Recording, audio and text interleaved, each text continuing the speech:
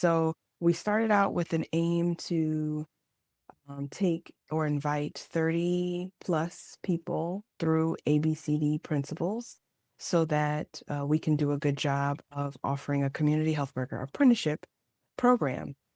Well, 30 was not achieved, but we were able to, or we do have 10 CHWs who are excelling and doing a great job with asset-based community development principles and focusing their efforts with action, right? So really moving from the theory of power shifts part one into power shift part two, and what does it look like to actually get to the place of community driven action? Doing a good job with listening plan, community listening plan, creating or have created strength trackers to be able to track all the strengths that they're seeing, and I think quickly going to be moving into initiatives and different ways of engaging as the community says, this is what we want to do. This is what there's lots of momentum around to support in that way. So really excited that while the quantity is not there in the number of people or amount of apprentices that we wanted to engage, the quality certainly is and has exceeded expectations with good follow through from the team. So this has been awesome to see manifestation of what we know can be great in ways to authentically engage with community. So definitely happy to be here.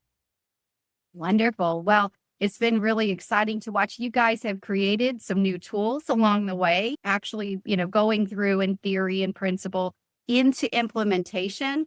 That is it's a steep climb to go from talking about it to doing it. And you guys have done an incredible job. So I'd love to hear from the whole team, kind of what has stood out to you guys from this process. Thank you for asking, Wendy. I'm going to start off by saying what stood out to me is just how powerful it is to show up consistently, right?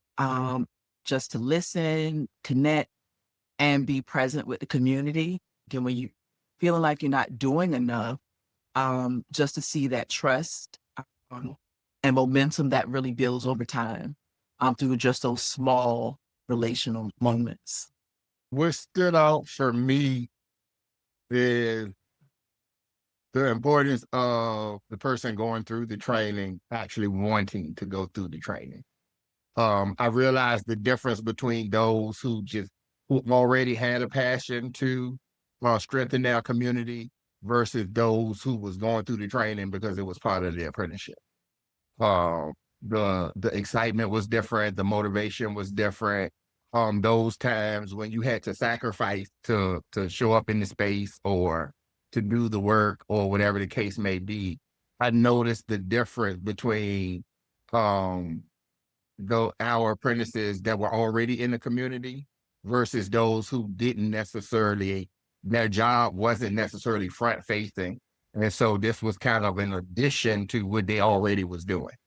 And it seemed like more of a task for them versus a new way of engaging my community, And so, yeah, that was one of the main things that I realized behind the key, Kiara having 20 versus somebody else not really even getting started yet, was the fact that she's pretty much out there anyway. We just gave her something to do while she's out there. So it was like that type of energy. Yeah. Yeah. So starting with people who are already community engaged, it makes a huge, huge, huge difference. Yeah. Great observation. Stephanie, what anything stand out to you? Yeah. So being able to be in a position to say, like, tell us about your community. So many times organizations will say, like, here's your community, here's who you need to work with, but really giving the apprentice the opportunity to say, who are you already connecting with? Who is your community? You name that.